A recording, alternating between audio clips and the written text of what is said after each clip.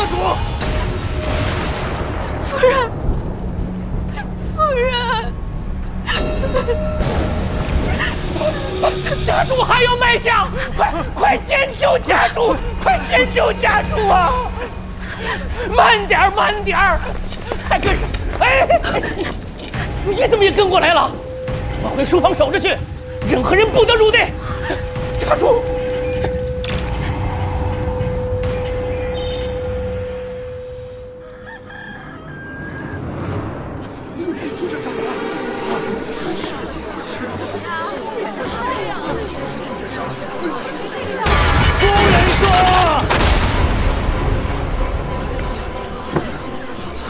郎君，喝药吧。我说不喝，才不喝！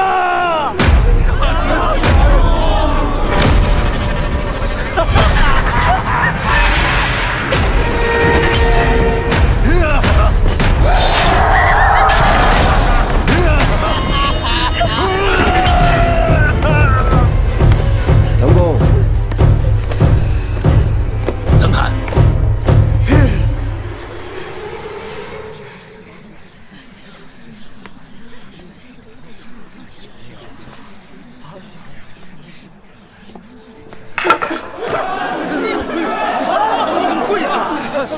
冥府，腾侃，求死来了！我来投案。家主，家主，你醒啊！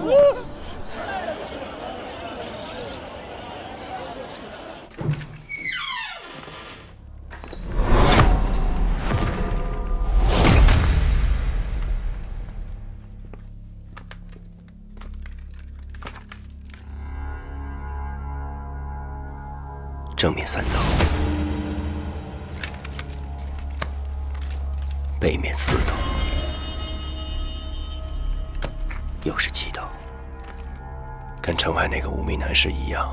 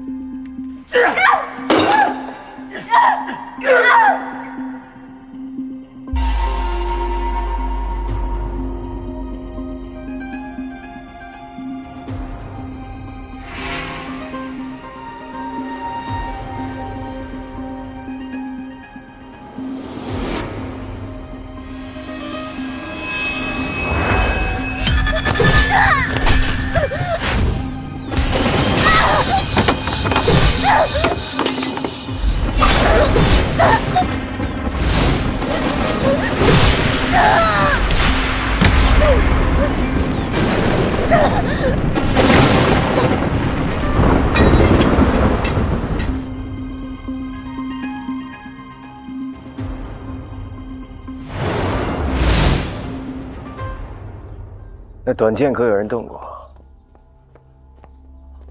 我一直派人看管书房，你还不快进来？回冥府的话，回冥府，我一直在外守着，没人进来。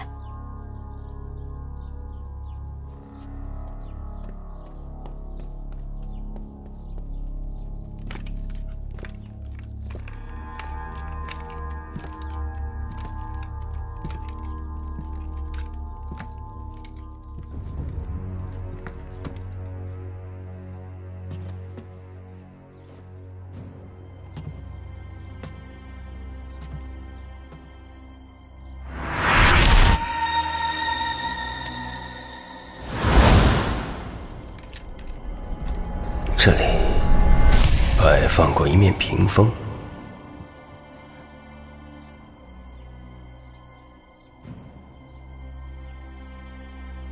冥府，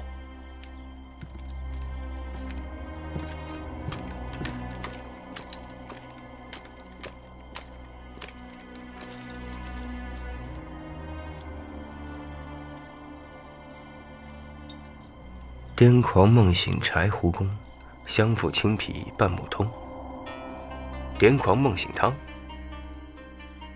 腾公疯癫，自何时而起？那个，大概有半年时间。那墙边可是一直有一个四扇屏风？其实那件东西乃是件不祥之物，所以事发之后，家主便差我等把它搬到库房去了。屏风，不祥之物。正是这屏风邪祟，招厉鬼附身，才害家主杀死夫人的呀。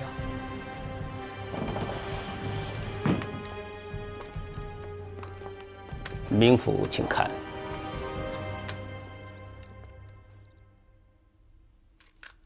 杨柳吐蕊，春日景色。书生伏案小睡，一女子入梦，青山绿野。这画的是书生夏日复考，然后是深秋时节，书生考取功名，披红归乡，恰与梦中女子相逢。这最后一幅应该是冬日期画。哎，为什么变成了杀妻血图啊？从前真不是这样的，本应是佳偶相拥的图画，可不知因何缘故，就变成这样了。变成这样，是自何时而起5日之前。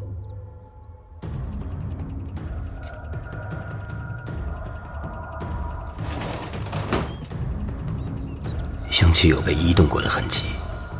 从现场的痕迹来看，有人进入过凶案现场，行凶后翻墙逃逸。难道凶手另有其人？冷若，能在长安城再次遇到你，真是太有缘分了。张夫人，好久不见了，家人可还好？都好。看你的衣衫，看你的气色，一定是嫁得一位如意郎君了吧？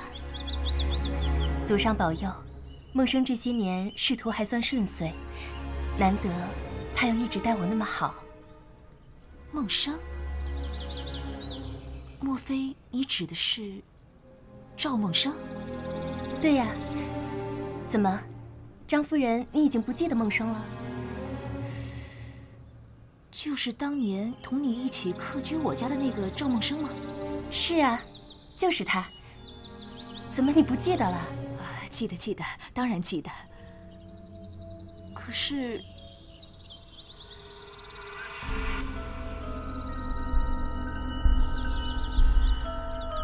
冷若，当初你是怎么到我家的？你可还记得？当初梦生高中进士，我同他一同赶往长安，路上遇到了大雨，幸好被您还有张县令收留。您的这份恩情，我一直都记得啊。不错，后来呢？后来我们就来长安了。冷若，你当真不记得，赵梦生在来我家的第2天就突发疾病，死掉了吗？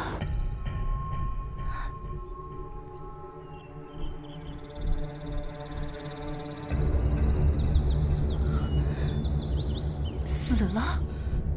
是啊，当初你为了此事还大病3天，寻死觅活，我好言相劝才将你救了下来。冷若，你怎么了？冷若，来人呐！快来人呐！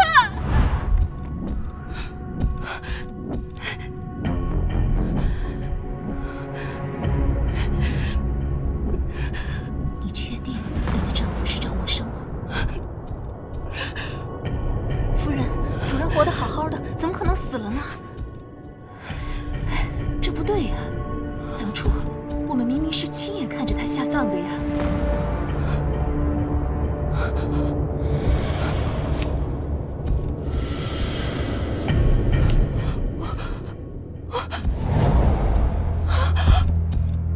我不知道，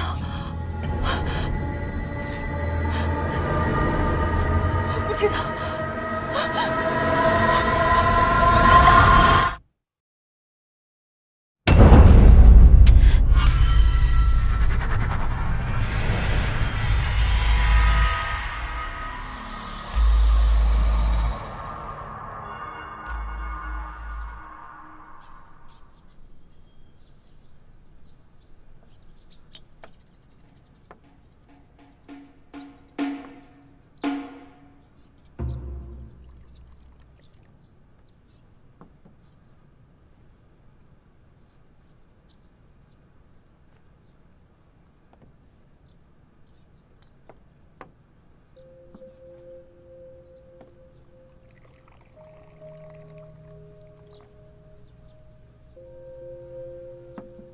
夫人，帮我整理一下衣冠吧。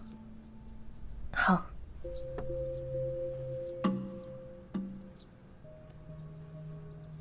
夫人，是不是心里有事啊？夫君多想了。你心里有没有事，我一眼便看得出来。你就不要再骗我了。莫非是？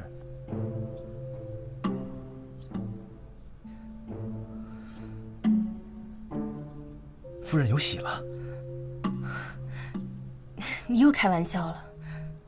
时候不早了，还不快去？总之，夫人有什么事，不要压在心里，否则为夫可要心疼的。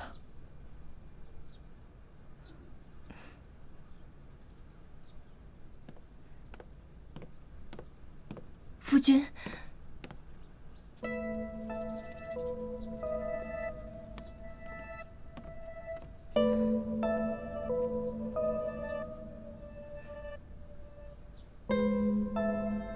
去吧。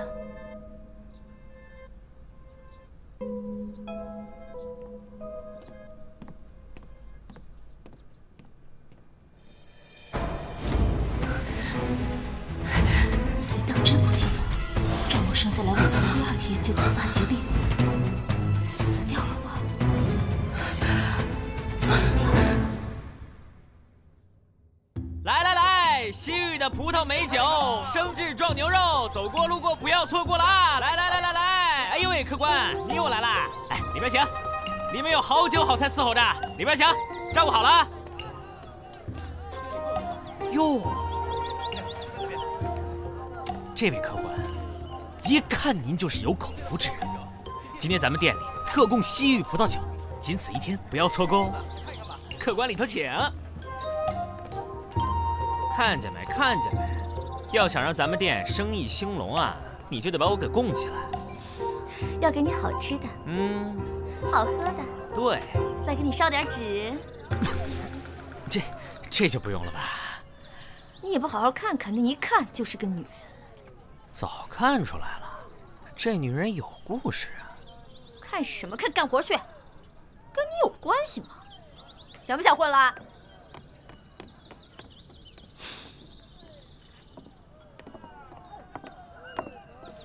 这位公子想吃点什么？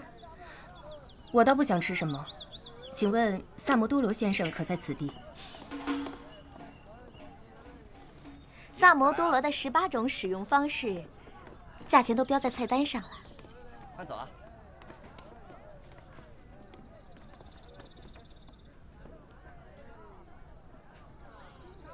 这位公子找我何事啊？久闻萨摩多罗先生盛名，恳请先生一施援手。你不会是找我查案子的吧？正是。哼，我可是很贵的哦。很公道。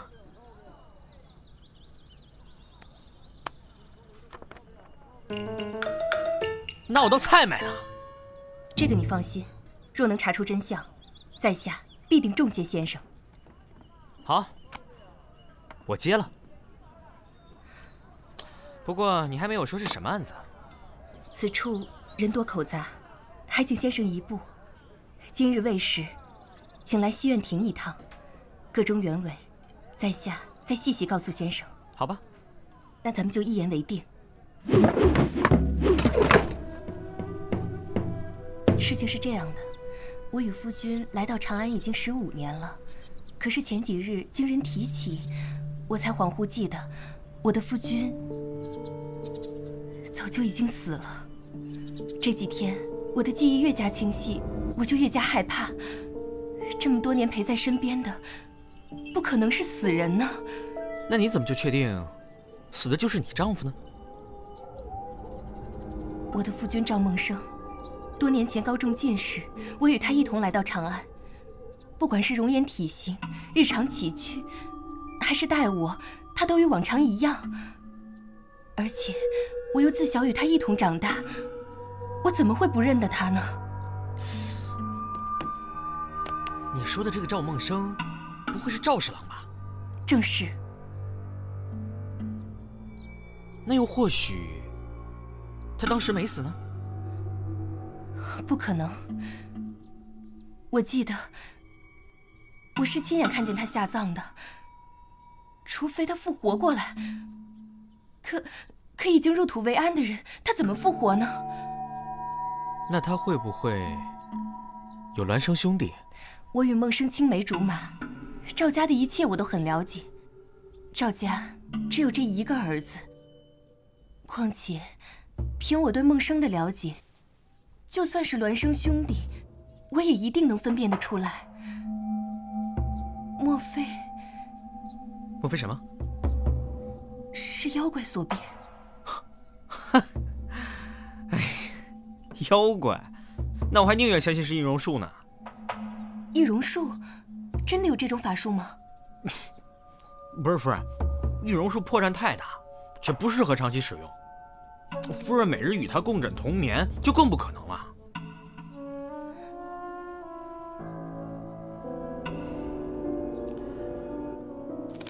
夫人不必纠结，用此方一试便知。那太好了，多谢先生，真是谢谢先生。谢倒不用，就是这个账我已经和四娘结过了。什么？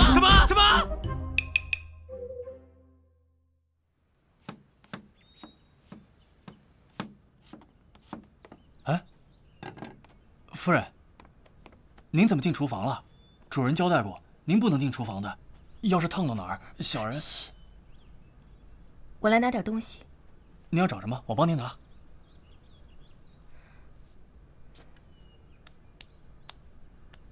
有没有碱？有。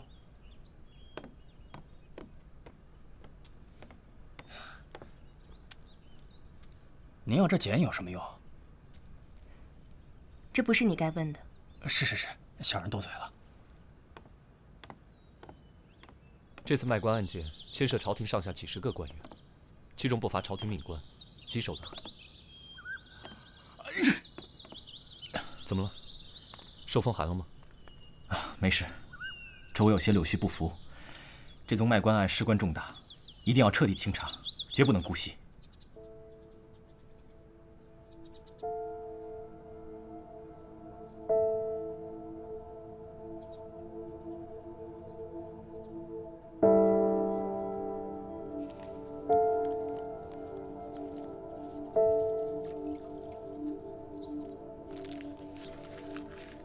夫人，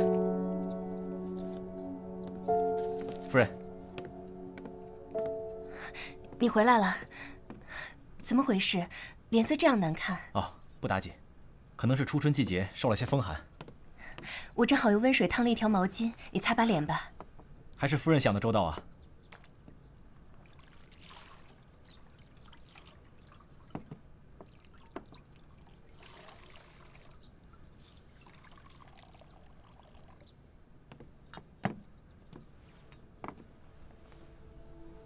我来。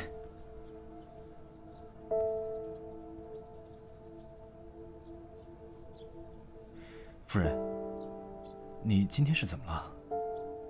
没什么。你最近好像……是不是因为我忙于公务，忽略了你，心里委屈了吧？你身居要职，忙于政务也是应该的。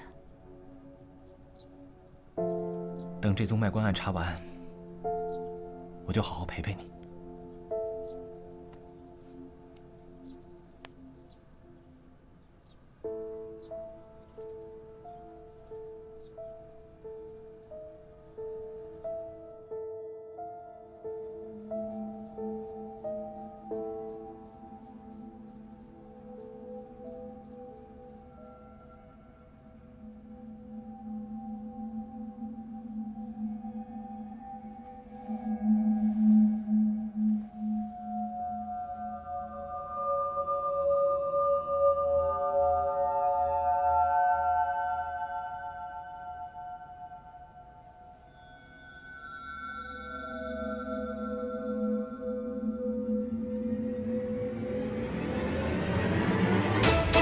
醒醒！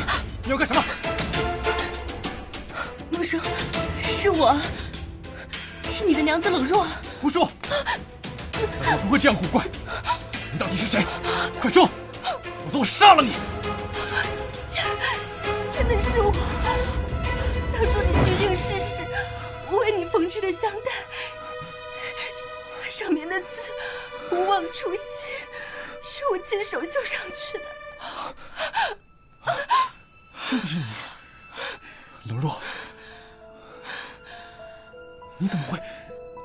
都是我的错，我不应该怀疑你。怎么了？到底发生什么事了？你还记得张夫人吗？就是张县令的夫人。我们来长安的路上，暂住过他们家。记得。怎么了？前几日，我在街上遇见他，恍惚记起在张府发生的事。什么事啊？我好像记得，你当时大病一场，然后怎么了？然后就死掉了。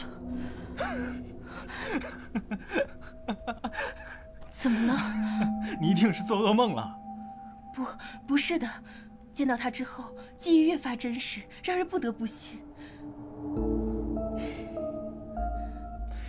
我记得当时借住在张府，我是病得很厉害，你十分担心，还因此连续高烧了3天。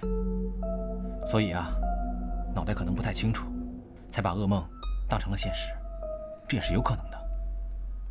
是这样吗？当然是的，你想多了。难道说，在你面前的我，还能是鬼不成？哪有说自己是鬼的？就是。好了，不要再胡思乱想了，已经不早了。我明早还要上朝呢。啊。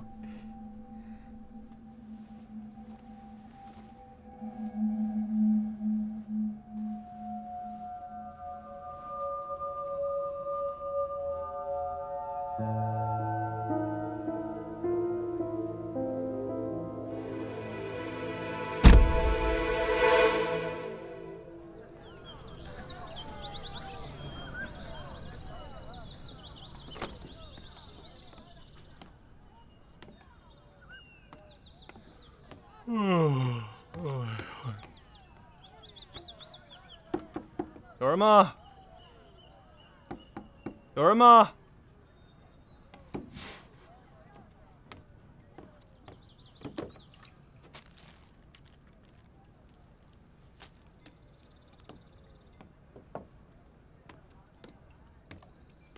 哎，我可啥都没看见啊！我刚才敲门没人应，所以我就进来了。您别见怪啊，您别见怪。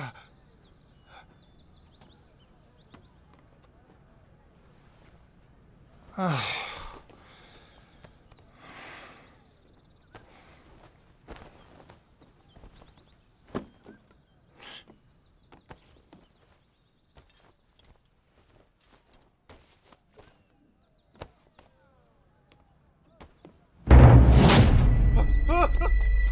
死人了！死人了！死人了！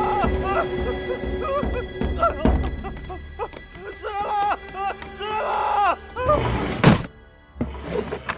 谁会对一个女人下毒手啊？张夫人的丈夫张县令前几日刚因为卖官案被问斩，我觉得80%是因为张夫人知道些内幕要灭口，所以我觉得这个人必须得查出来。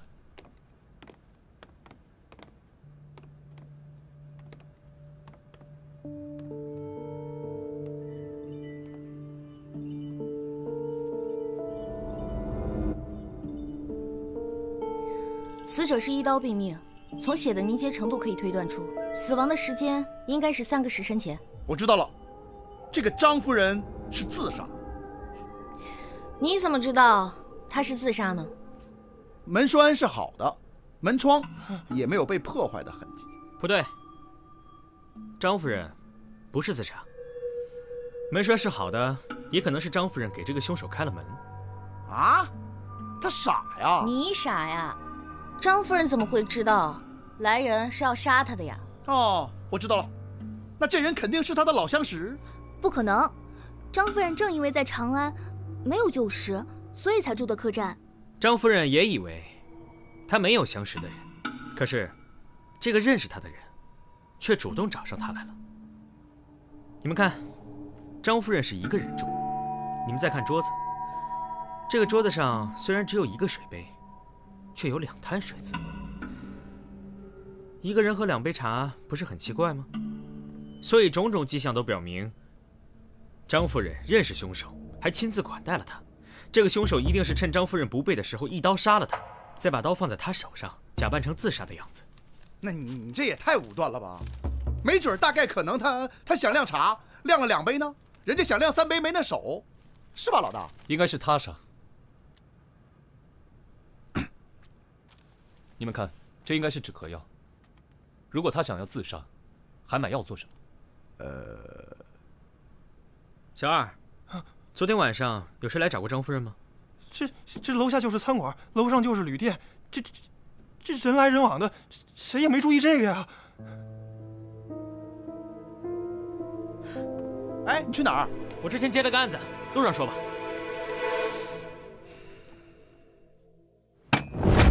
不可能，孟生与我好友多年，他若是别人假扮的，我一眼便能认出。大哥，你认识赵侍郎才几年？也许在你认识他之前就已经被人调包了呢？那也不可能。孟生一向为人坦荡。切！孟生他多年如一日的对我好，我确实不应该怀疑他。可是我心中的疑虑不解开，我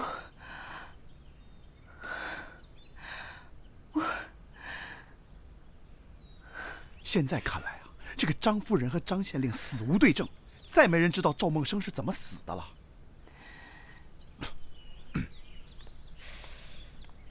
这样看来，赵侍郎的确是有嫌疑。不可能，绝对不可能。孟生性情温和，平日里他连鸡鸭都不敢碰。哎，不叫的狗咬起人才凶呢。你说谁是狗呢？嫂夫人，您确信孟生是那个时候死的吗？不是听张夫人说起，您才想起来的吗？孟生的死对我打击很大，高烧了3天。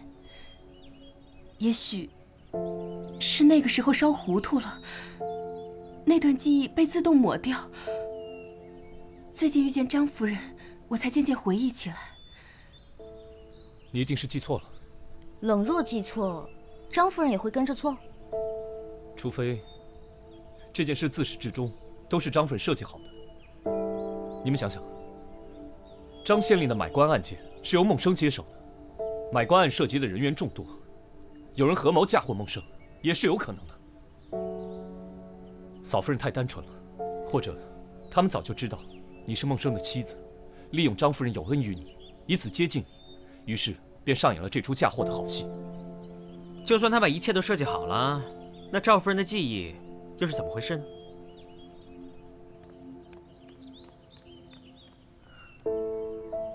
阿志，我知道你不愿意相信孟生是坏人，我也不愿相信。可是，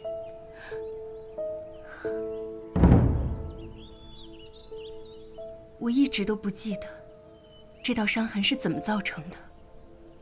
我自小没有受到过半分委屈，实在是想不起会发生什么事情造成如此深的伤痕，除非我那时真的动了轻生的念头。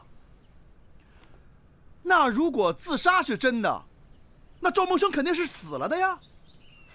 我们别在这废话了，去找找赵孟生的坟墓。是人是鬼，不去见分晓了吗？你小女孩家家的，除了挖坟墓就是找尸体，以后谁还敢要你啊？要你管！我赞成。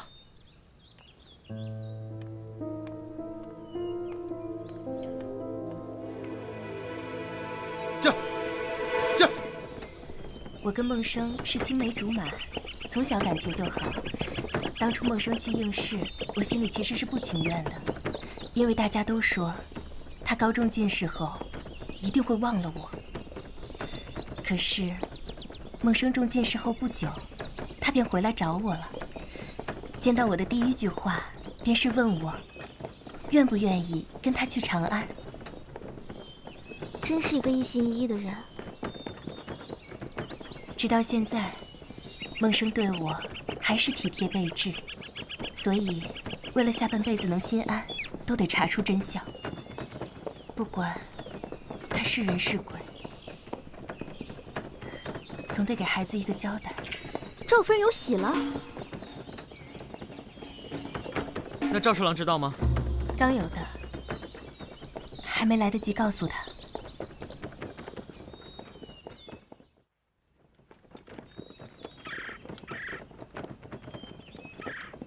来人，四处查看一下。是。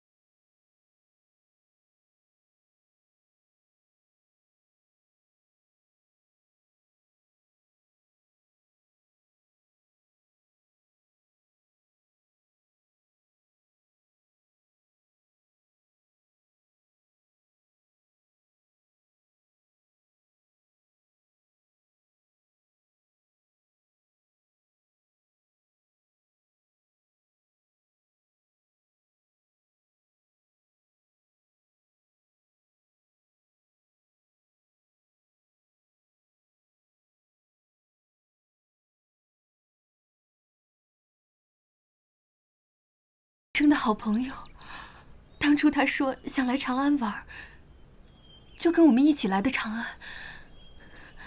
怎么还有一个人？你们到底几个人同行？3个，我肯定是3个。不会的，我不会为了周叔而轻生的，不会的。冷若，不会的。冷若，冷若，冷若，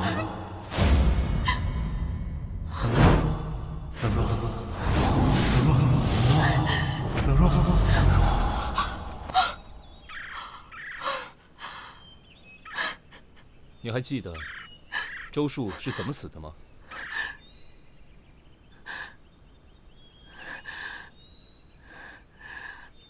周树一直跟在梦生身边。我对他也不是十分上心，有时因为怕梦生会误会，我还刻意冷落周树，所以没太在意周树做什么。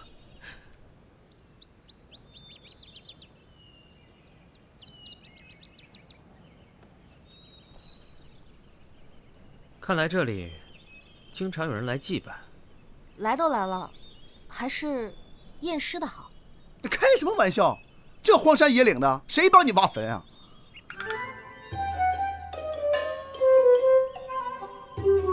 不会吧？我一人挖呀？那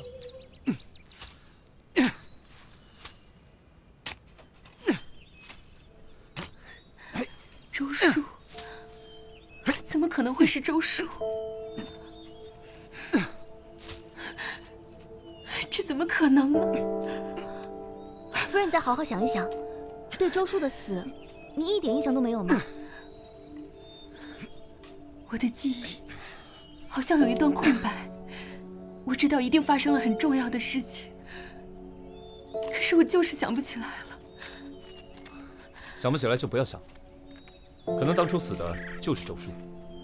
怎么样，有没有线索？发源集里都已经找过了，根本没有赵梦生的坟墓。吉贝爷，验尸这事儿就不用我了吧？哎，我来。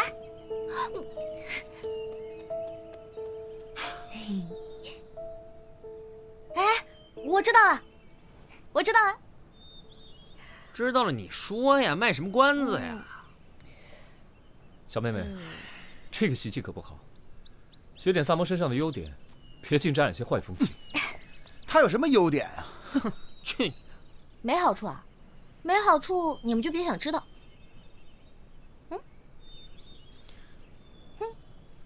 能满意了吗？嫂夫人在，跟我到旁边说。哇，走。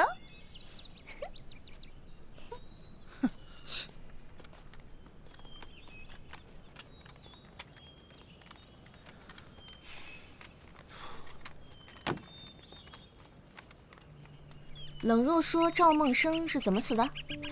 赶上大雨，受了风寒。那这个不是赵梦生啊？为什么？这明显是砒霜中毒而死啊！你是说周树是被人毒死的？废话，难道自己没事儿吃砒霜解闷儿啊？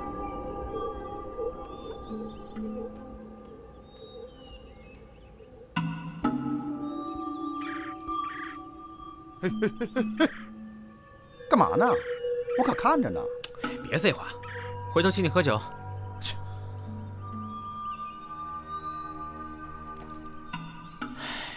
这墓地好奇怪啊，不是说是米商家的少爷吗？怎么会这么暗战？连我都看不下去。玉佩就不错了，知足吧你。你说这个，我们喝一杯，真是。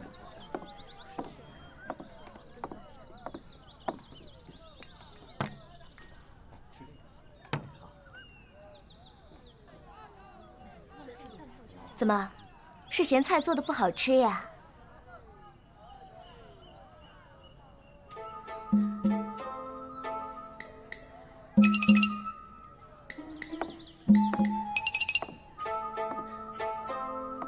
哟，这谁家姑娘这么水灵呀？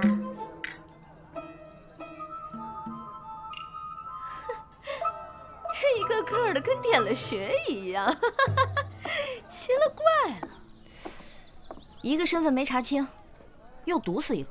如果梦生死了，那尸体呢？那如果没死，赵夫人的记忆又是怎么回事啊？为什么呢？我要是能想起来什么就好了，我怎么什么都想不起来了呢？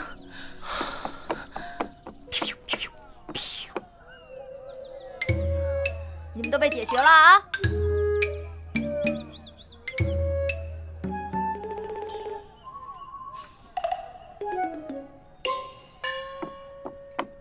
周树坟前有人祭奠，肯定有人知道内情，会是谁呢？那还用问吗？肯定不是亲人就是朋友了。梦生的死，他父母知道吗？当时身在异乡，应该写信告诉他父母了。应该。你不知道这件事？梦生死的那3天，我过得人不像人，鬼不像鬼，基本上什么也没干，只是病着，哪里还想着这些事情？应该是周树或张夫人代劳了。我想知道，儿子死而复生，他父母可知情？来长安后不久，我的老父亲就过世了，因为路途遥远，梦生也没再让我回去过。我与赵家也只是书信上的往来。梦生一直忙于公务，很少回家，通常只是差人送些衣帛米面。有时空闲，会独自回老家看望父母一阵子，回来跟我讲讲家乡趣闻。这么说来，梦生应该是故意回避你回家吧？那这也太可疑了吧！明天我们去赵侍郎老家一趟。冷若，你告诉我们地址就好了，毕竟你还怀有身孕。嫂夫人怀有身孕。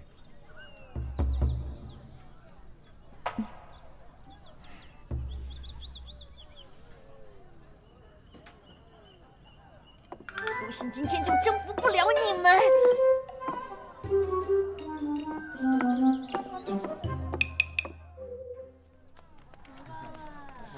子苏咋没来？被他老爹叫回去了。哎，想什么呢？从刚才就怂了这脸。无论怎么样，他都有了这个男人的孩子。如果这个男人不是赵梦生，他会痛苦；如果这个人是赵梦生，那么很明显，他都与周树的死脱不了干系。如果这案子查下去，真相只会让他更加痛苦。哎，什么痛苦不痛苦的，我不懂。他要个真相，你就给他真相不就完了吗？去，哎，这位老伯，哦，我想打听一下，赵梦生家怎么走啊？哦，赵进士家呀，那边，你们去看看2位老人也好，他们会高兴的。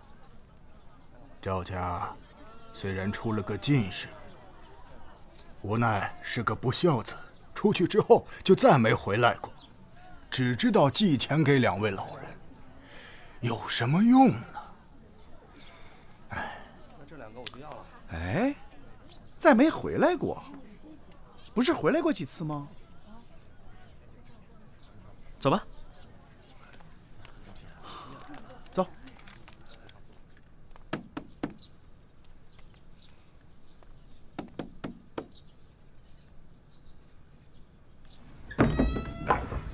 嗯，看不出来嘛，原来赵侍郎父母还是爱摆弄花草的人啊。儿子都不回来，还不就只能摆弄摆弄花草？是啊。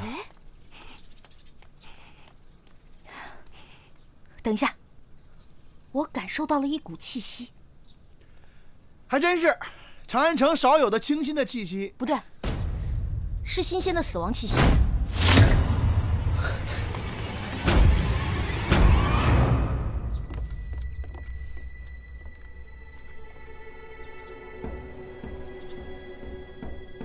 可以了，走，走。啊，走吧，走吧，走，走。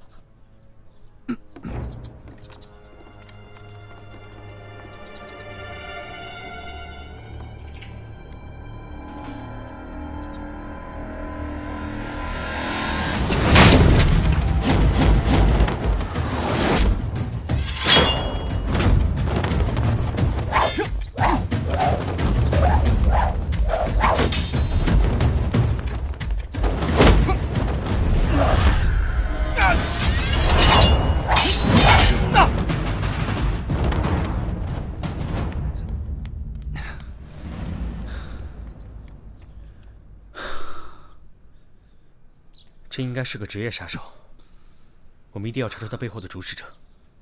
你们看这儿，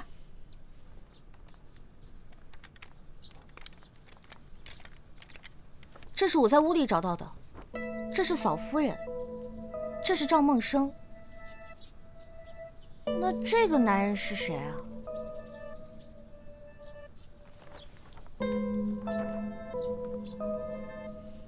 这肯定就是他们的好朋友周树了。跑了，三炮，你留下将2位老人好生安葬。啊，又是我，我都快成专业送殡的了。我可以帮你啊。用不着。好，那你也留下。哎，走走走走走，走了。哎呀，快快快快！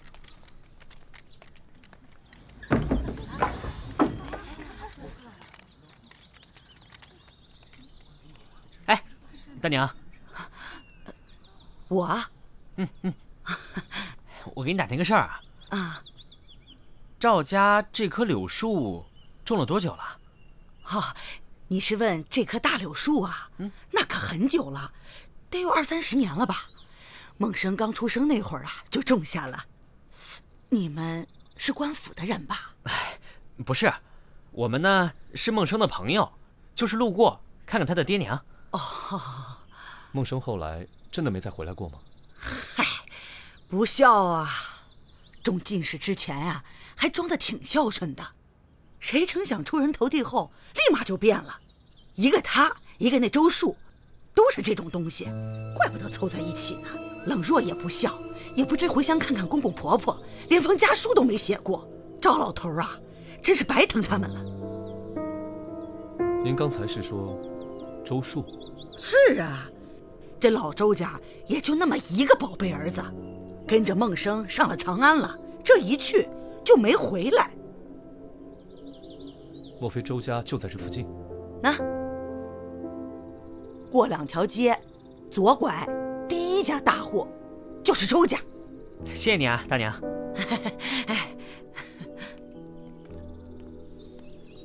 这样看来，冷若的信并没有到孟生父亲手里。反正不管怎么样，现在的孟生一定是在试图掩盖些什么。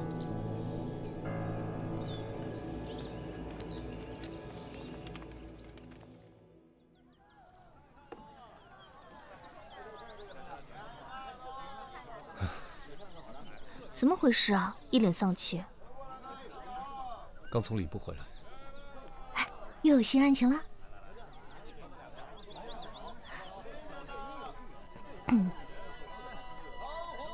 孟生他不打算回去奔丧啊？这可是他父母的。我也问过他，他只说要事缠身，陛下催得紧，实在脱不开身。什么事再重要，也比不过亲爹娘要紧。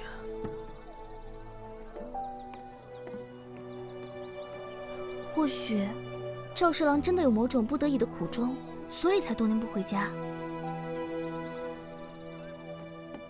我知道了，我知道了，我知道了。你知道什么了？这个案子我破了。怎么可能？开玩笑吧。哎，还真别瞧不起人啊。三炮，你说说看。我在集市上听说了一种强力曼陀罗，吃了以后找人做法移魂，给出暗示，就能让对方把做法人说的都当成真的。就是催眠嘛。你是说赵夫人被催眠了？子苏，你当时认为张夫人不是凶手，那是因为你认为张夫人没有办法改变赵夫人的记忆。错，当然有办法，只要吃了这种药，睡了以后，人家做法的人说什么就是什么。这也太邪乎了吧！证据呢？没有证据，一切免谈。张夫人的客栈已经被清理干净了，上哪去找证据？不过非要那么解释也能够解释通。当初我们在客栈搜出了一副止咳药，而其中有一味非常重要的药材正是曼陀罗。这样就全通了？对，都通了。要不咱去药店再查一查。走吧。走。我也去。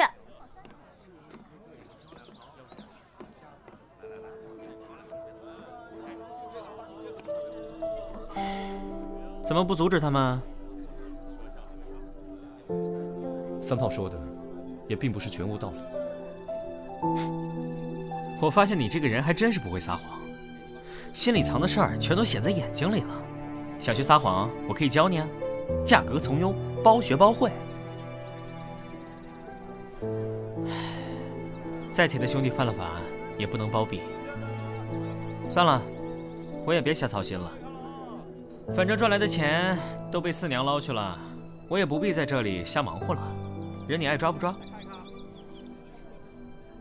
今天晚上我要亲自提审孟生，你通知双叶堂。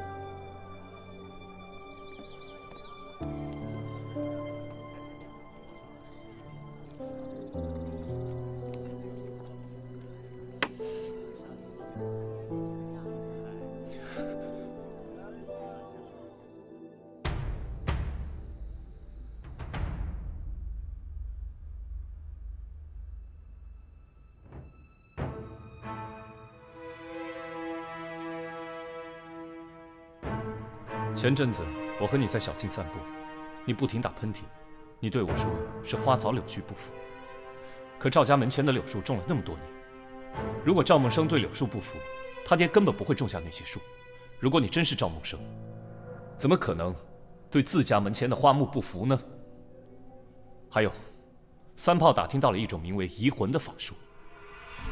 移魂，也就是深度催眠。嫂夫人的确被移魂过。不过，并不是张夫人，而是周树。周树与赵梦生、冷若从小一起长大，恐怕早就倾心于冷若。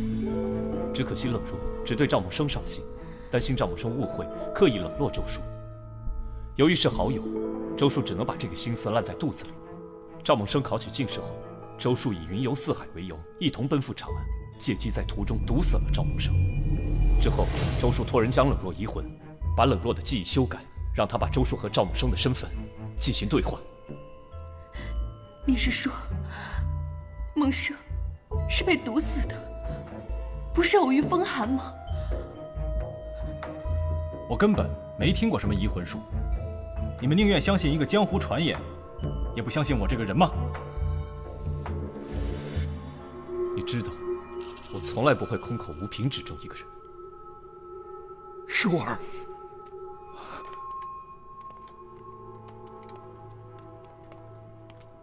舒儿是你吗？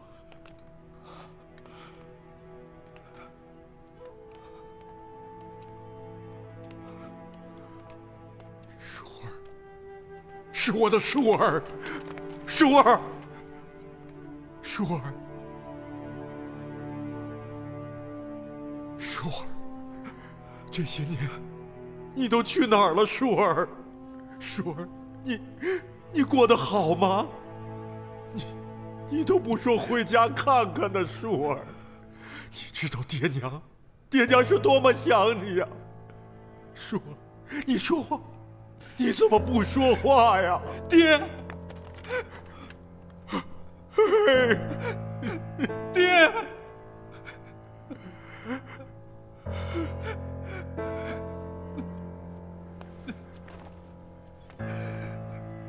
舒儿不孝，舒儿不孝，舒儿无时不刻不在挂念着爹娘，但舒儿现在没法回头了。现在好了，现在团聚了，现在我们终于团聚了。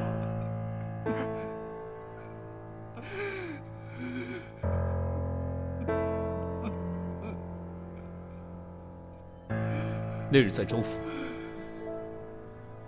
多亏令尊的一句话，才得以让真相浮出水面。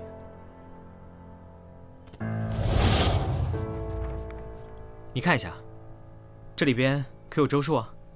哎，这就是我的舒儿。其实第一次看到这幅画的时候，我便觉得有些奇怪。这幅画上冷若坐在最左边，按常理，冷若与孟生两小无猜，孟生应该坐在他旁边，可事实却是周树坐在他的旁边。你们不觉得很可疑吗？我们都知道周树是周家公子，穿戴定比孟生好上几倍，而画上的孟生腰间玉佩，反而比周树的还要大，还要气派。这只能说明中间的这位根本不是周树，而是孟生。你因为担心露出破绽，不敢回乡，只能通过祭钱的方式弥补心中的愧疚，让死去的好友担着不孝的罪名，恐怕你也并不好过吧？你还不惜把孟生的墓碑换成自己的名字，再也不踏进家门，凭着对赵孟生的熟悉，模仿他的一切，让真正的自己死掉。你本以为远离家乡就能瞒天过海，却不料张夫人恰巧来到长安，揭穿了这一切。舒儿，舒儿啊，你这又是何必呀？怪只怪我一时鬼迷心窍。我们仨自小相熟，可在冷若眼里，我永远都比不上赵孟生。没想到，一个偶遇的江湖道士，改变了我的命运。他告诉我有一种移魂术能修改记忆，让我变成冷若心爱的人，这对我太有诱惑力了。于是我杀了赵孟生，娶了冷若，还替孟生做了官。我本以为一切都会好起来，可心中的愧疚让我夜夜难寐。我只能不停地提醒自己，赵孟生能做到的，我会比他做得好10倍。我努力做好本职，以天下苍生为己任，对冷若无微不至。我想通过这种方式来赎罪，可是这么多年来，我每一天都在经受煎熬，我没办法回乡探望爹娘，哪怕远远看1、2眼，也要谨慎再谨慎。我更对不起赵伯父、赵伯母，对不起我爹我娘，对不起孟生，我更对不起冷若啊！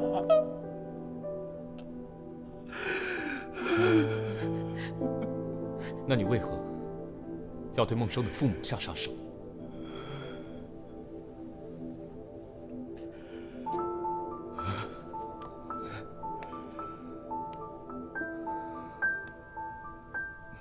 我知道，我罪大恶极，但我还没可恶到那个程度。不过，他们的死确实跟我有关系。其实，这不过是一场交易，我们各取所需罢了。他们需要我当官，在为官期间帮他们。舒儿，梦生，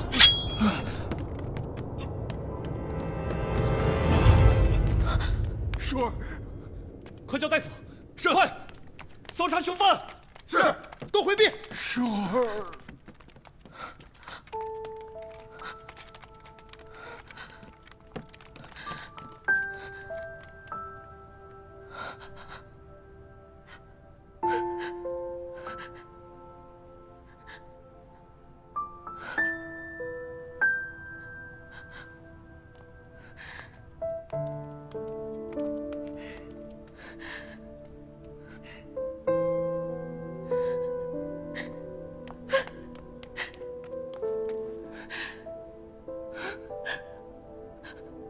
梦生，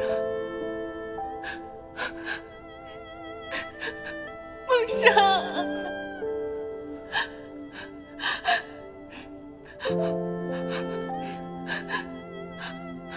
父亲，冷若，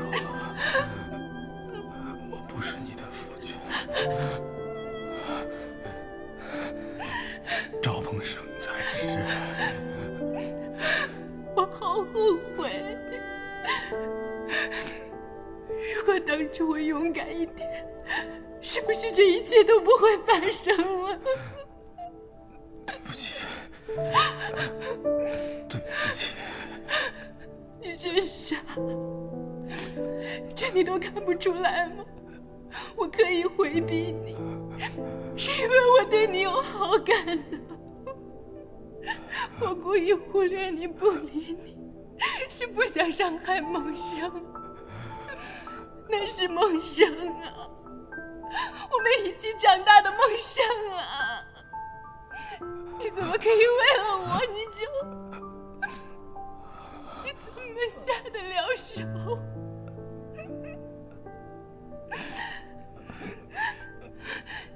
你得活下去，我要你活下去，我和你一起赎罪。夫君，我求求你活下去好不好？你不要把我和孩子孤零零地留在这个世上，没有你，你让我们怎么办？求求你活下去好不好？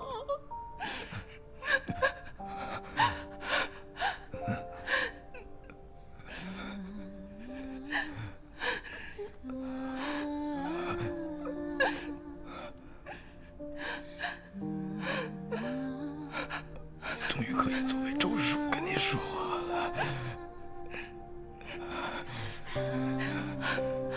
你和灵儿一定要活下去，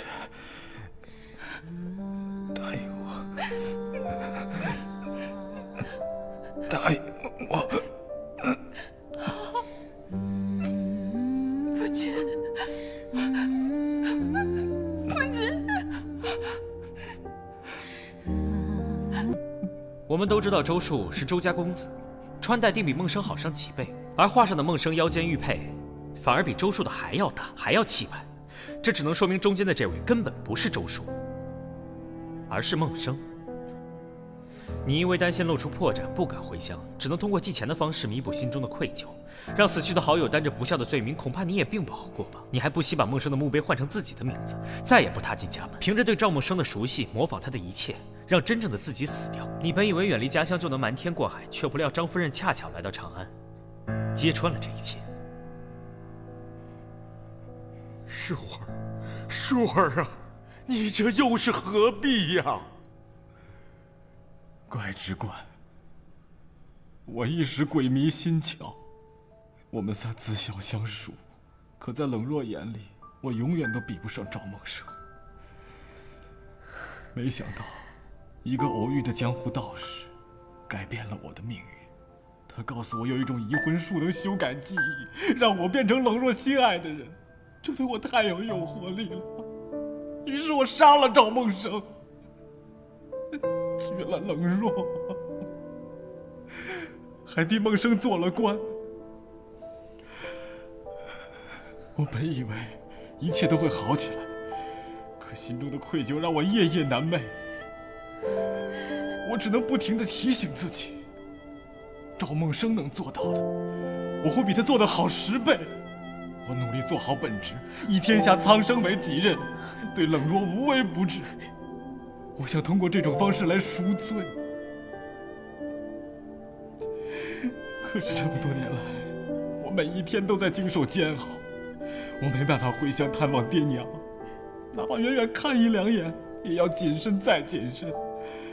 我更对不起赵伯父、赵伯母，对不起我爹我娘，对不起梦生，我更对不起冷若啊！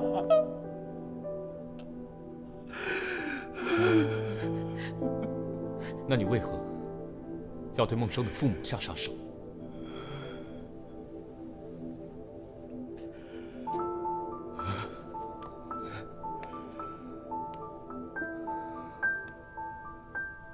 我知道，我罪大恶极，但我还没可恶到那个程度。不过，他们的死确实跟我有关系。其实，这不过是一场交易，我们各取所需罢了。他们需要我当官，在为官期间帮他们。舒儿，梦生。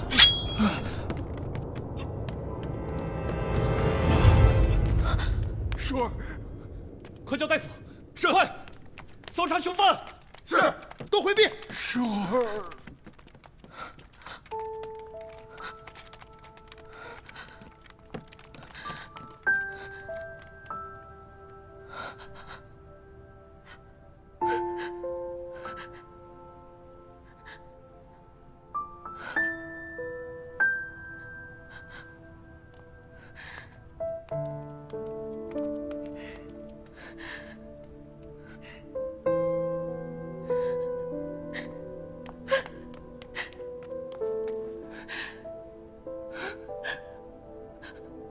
梦生，梦生，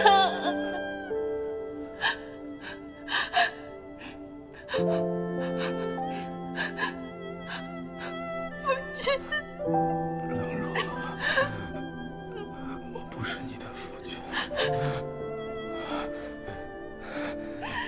赵梦生在世，我好后悔。如果当初我勇敢一点，是不是这一切都不会发生了？对不起，对不起。你真傻，这你都看不出来吗？我刻意回避你，是因为我对你有好感的。我故意忽略你不理你，是不想伤害梦生。那是梦生啊，我们一起长大的梦生啊！你怎么可以为了我你怎么下得了手？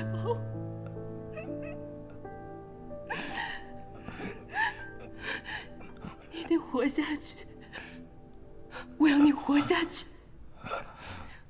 我和你一起赎罪。夫君，我求求你活下去好不好？你不要把我和孩子孤零零地留在这个世上，没有你，你让我们怎么办？求求你活下去好不好？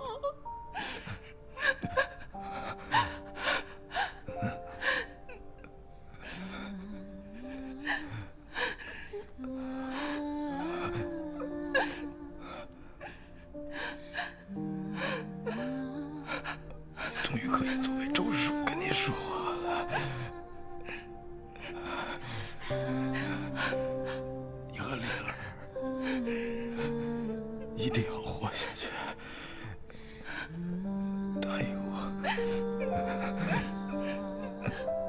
答应我。